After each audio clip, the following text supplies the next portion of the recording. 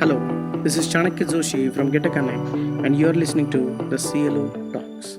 Our mission is to help you use learning for real business outcomes. As discussed last time, I hope you have launched your Corporate OutLearning Practice, that is COP team, with active participation from your business heads. In future episodes, we are going to cover step-by-step detailed processes on what should be done by your COP team members. To ensure that you don't miss out on the future episodes, do follow or subscribe to this podcast and continue this journey to revitalize your L&D. In this episode, let's start with the first step. Let's find out where we are currently placed. Let's do the baseline assessment of how mature our existing L&D is. But before we start this simple yet comprehensive test, let me briefly explain you what a corporate L&D consists of. Once we know what an L&D is, we will measure how mature is our existing L&D today, and then we will apply the principles in this podcast series to make it better. In fact, the goal is not to just make it better, but move towards L&D 2.0. I will explain about L&D 2.0 in future, but let's talk of L&D 1.0 today. Corporate L&D in general consists of 8 important elements. Let me introduce you to them one by one. Number 1, the why of trainings. Your organization should be absolutely clear on why trainings are needed and what specific use cases they will address. This helps in setting clear goals and objectives for your L&D program. Number 2, which trainings and at what priority. Your organization should be absolutely clear about the processes with which you are finding the list of trainings that you want. Of course, you also know in what priority you want them. I mean, which trainings you must have, which ones are good to have, etc.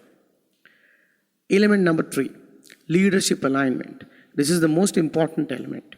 If your senior management team looks at trainings as an expense, only God can save your organization. Your senior management team should look at L&D as an investment and not an expense. The ultimate goal of any leader should be to build a team, develop their people. If your leadership is serious about it, nothing like it. You're on the right track. 4th element, technology maturity. In this vast changing world with substantial digital disruptions, your organization should be ahead in terms of the use of new technology for L&D purposes. There are a lot of jargons out there in the market, LMS, LXP, EXP. They will be aided by AR, VR, and not to forget AI. You might not need all of them at full throttle, but yes, your eyes should be open. Whatever is relevant in your specific case, in whatever small way, you should use these new technologies. My suggestion to you is to seriously study them and start adopting them inside your organization. It is not a switch on or off whereby you can 100% switch from old technology to a new one in a single day. It takes time to adopt. Your organization and people will have their own idiosyncrasies with respect to these technologies. Therefore, start early. 5th element, people alignment, trainers and trainees both. At the cost of repetition, I'm again going to talk about our basic philosophy to build a learning culture in your organization. Teaching others. Yes, teaching others what you know creates a culture of learning. Your org structure should be ready so that your people want to get trained as well as are ready to train others, both on their own. Let's go to the 6th element, existing training content coverage.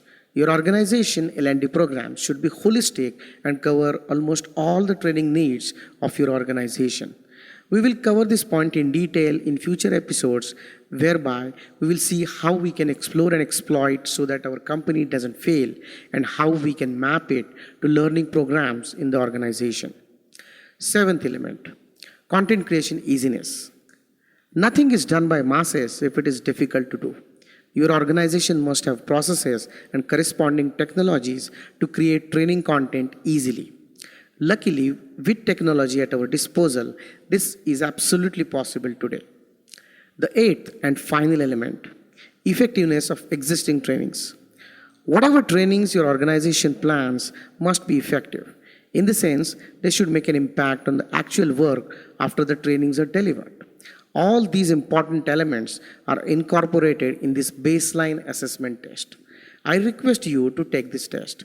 Taking this test will take hardly 15 minutes. It's an 8-question test which comprehensively covers the whole gamut of corporate L&D in a nutshell. It will help us set the ball rolling and find out what we can leverage and what we should stop doing. The link for this test is in the description below. Do share the same with your COP team as well. I hope this episode was helpful to you. We will continue our journey to use learning for real business outcomes in future episodes with further more insights and cover the whole gamut of corporate L&D. Thank you for listening and see you in the next episode. Till then, outlearn and think of how you can reposition your L&D like R&D.